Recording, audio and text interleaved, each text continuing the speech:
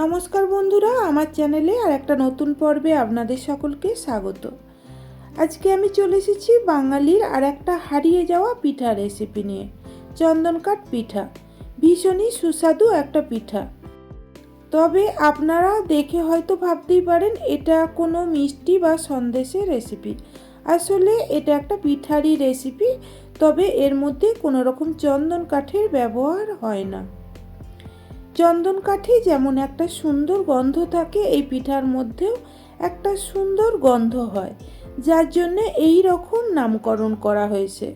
আর এর কালারটাও হয় অনেকটা চন্দন কাঠের মতোই।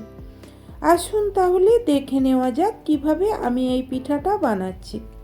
চন্দন কাঠ পিঠা বানানোর জন্য প্রথমে গ্যাস অন করে একটা কড়াই বসিয়ে দিয়েছি, আর কড়াইয়ের মধ্যে দিয়ে দিলাম 1 টেবিল চামচ গাওয়া ঘি।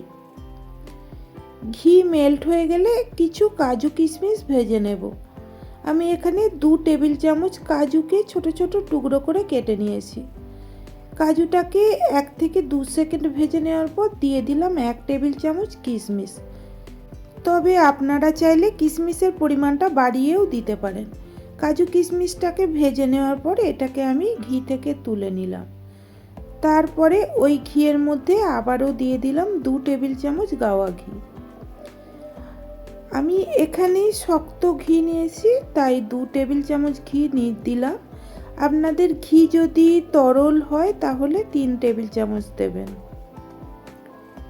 ঘি মেল্ট হয়ে গেলে ঘিয়ের মধ্যে আমি দিয়ে দিলাম 100 গ্রাম গোবিন্দভোগ চালের গুঁড়ো। এখন গ্যাসের ফ্লেমটাকে লো টু মিডিয়ামে রেখে গোবিন্দভোগ চালের গুঁড়োটাকে 2 মিনিট ভেজে নিতে হবে, তবে কালার চেঞ্জ করার প্রয়োজন নেই।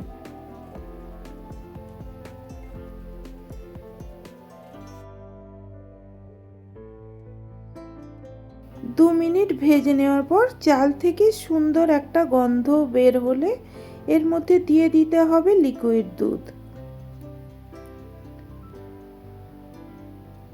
আমি এখানে ডেয়ারির দুধ ব্যবহার করেছি, আপনারা চাইলে গরুর দুধও দিতে পারেন। দুধটাকে দিয়ে অনবরত এইভাবে নাড়াচাড়া করে যেতে হবে, কেননা চালের গুঁড়ো দুধের নিচে দলা পাকিয়ে যেতে পারে।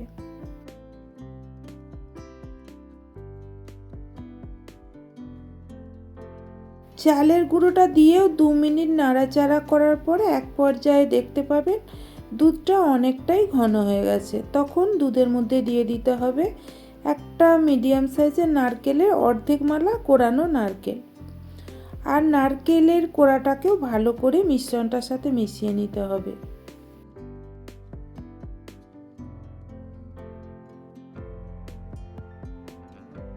নারকেলের কোড়াটাকেও ভালো করে মিশ্রণটার সাথে মিশিয়ে নেওয়ার পরে এবার এই মিশ্রণের মধ্যে দিয়ে দিলাম 250 গ্রাম খেজুরের গুড়।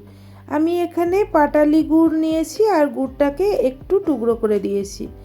আপনারাও পাটালি গুড় নেওয়ারই চেষ্টা করবেন, লিকুইড গুড় মোটেই ব্যবহার করবেন না, তাহলে পিঠার ডোটা ছানার মতো কেটে যাবে।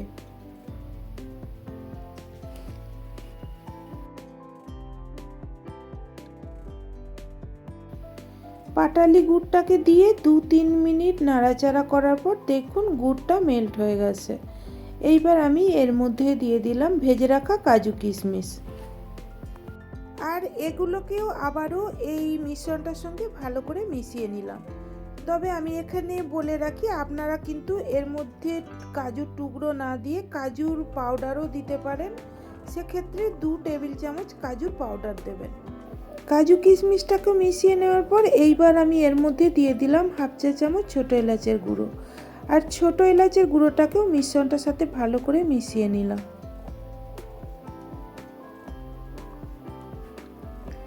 সব শেষে আমি মিশ্রণটার মধ্যে দিয়ে দিলাম 4 টেবিল চামচ গুঁড়ো দুধ। আপনারা চাইলে গুঁড়ো দুধের পরিবর্তে খোয়া ক্ষীরও দিতে পারেন। এখন গ্যাসের ফ্লেমটাকে একেবারে লো করে দিয়ে গুঁড়ো দুধটাকে মিশ্রণটার সাথে মিশিয়ে নেব।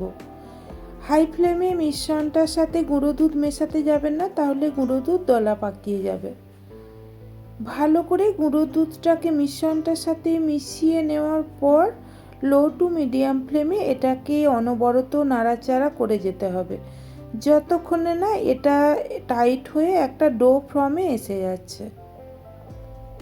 এইভাবে 10 মিনিট নাড়াচাড়া করার পর দেখুন এটা কিন্তু একেবারে টাইট হয়ে ডো ফর্মে এসে গেছে। আমি গ্যাস অফ করে দিলাম। এটা কিছুক্ষণ ঠান্ডা হতে থাক, ততক্ষণ আমি যে পাত্রটায় পিঠা সেট করব সেই পাত্রটাকে রেডি করে নেব। তার জন্য একটা কন্টেনার নিয়ে নিয়েছি আর তার মধ্যে একটু ঘি ব্রাশ করে দিলাম। এইবার আমি পিঠার ডোটাকে এই কন্টেনারটার মধ্যে ঢেলে দিলাম। ভালো করে এটাকে সমান করে নেওয়ার পর আমি উপর থেকে দিয়ে দেব কিছু কাঠবাদাম আর পেস্তা বাদামের কুচি।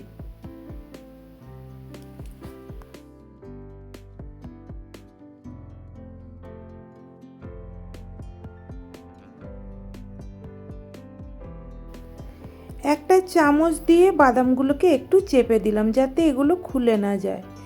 এইবার এই পিঠের ডোটাকে আমি ফ্রিজের বাইরে 1 ঘন্টা রেখে ঠান্ডা করে নেব। তারপরে ফ্রিজের মধ্যে আরও 2 ঘন্টা রেখে সেট হতে দেব। 3 ঘন্টা পর ফিরে এলাম। পিঠার ডোটা আমার খুব ভালোভাবে সেট হয়ে গেছে। আমি এইবার এটাকে চৌকো শেপে কেটে নেব। তাহলে বন্ধুরা, কেমন লাগলো আমার আজকের এই পিঠা রেসিপি? যদি ভালো লাগে অবশ্যই বাড়িতে বানিয়ে দেখবেন। বাড়িতে বানিয়ে থাকলে কমেন্টে আমাকে জানাবেন কেমন হয়েছিল। রেসিপি ভালো লাগলে লাইক করে বন্ধুবান্ধব আত্মীয় পরিজনদের মধ্যে শেয়ার করে দেবেন। আর আমার চ্যানেলটা প্লিজ সাবস্ক্রাইব করে দিয়ে পাশে থাকা বেল নোটিফিকেশান অল করে রাখবেন, যাতে আমি ভিডিও আপলোড করার সাথে সাথে নোটিফিকেশান আপনাদের কাছে পৌঁছে যায়। সবাই ভালো থাকবেন, সুস্থ থাকবেন। ধন্যবাদ।